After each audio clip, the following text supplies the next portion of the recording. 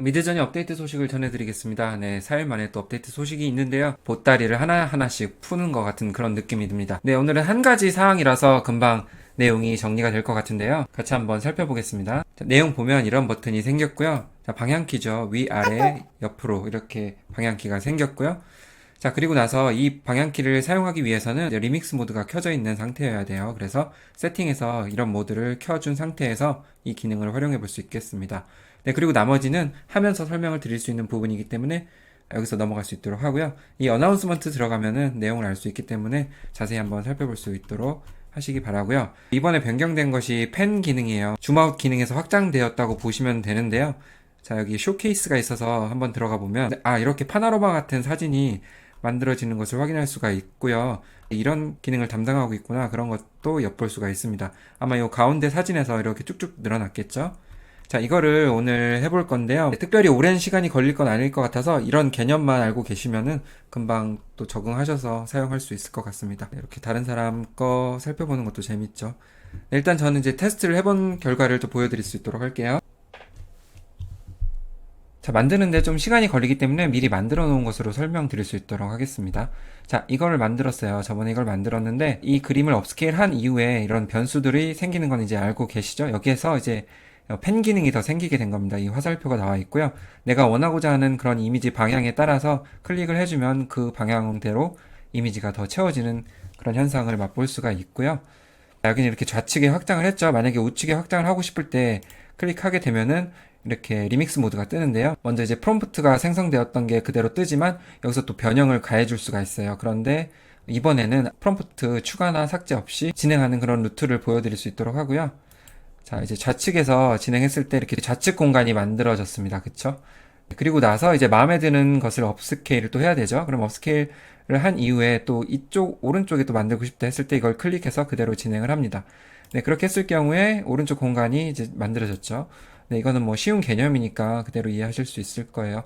그러고 나서 또 마음에 드는 거 업스케일 한 이후에 또 좌측이나 우측 이런 걸 또 선택을 하는 거죠. 네, 좌측 선택을 해서 이렇게 또 한 사람이 더 만들어졌습니다.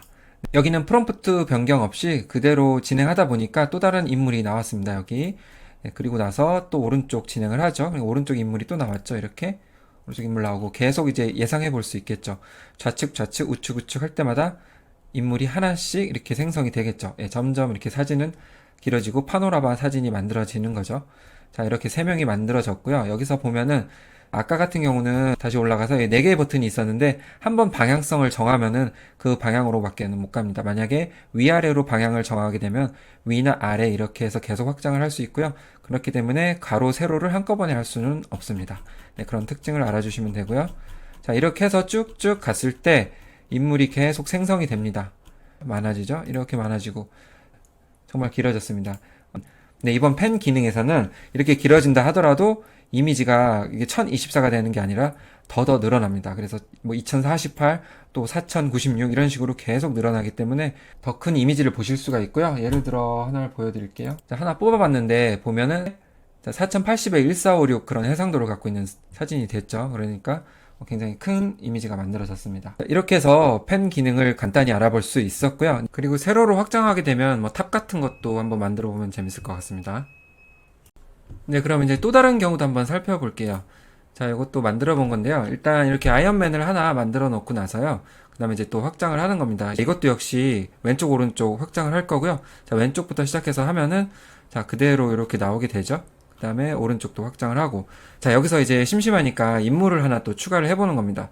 자, 그러면 여기서 이제 업스케일 한 이후에 방향을 눌러주고, 자, 이런 식으로 앞에 이제 내용들은 프롬프트는 다 지워주고 나서 추가하고 싶은 프롬프트만 이렇게 적어 놓는 겁니다. 네, 그런 다음에 전송을 눌러주게 되면 이렇게 이제 캡틴 아메리카가 또 생기게 되는 거죠. 네, 그리고 나서 또 좌측에서는 다른 인물을 또 만들고 싶다 했을 때는 이제 헐크를 넣어서 이렇게 또 이미지가 만들어지는 것이고요. 네, 여기서 또 마음에 드는 거를 골라 업스케일 한 이후에 또 방향을 체크를 해주게 되면은 또 거기서 인물을 또 추가할 수가 있습니다. 네, 그 다음에 추가하고 싶은 거에 따라서 프롬프트 조정을 통해서 만들어 가시면 될 것 같습니다. 네, 이렇게 해서 저는 또 이제 슈퍼맨을 옆에다 이제 넣었고요.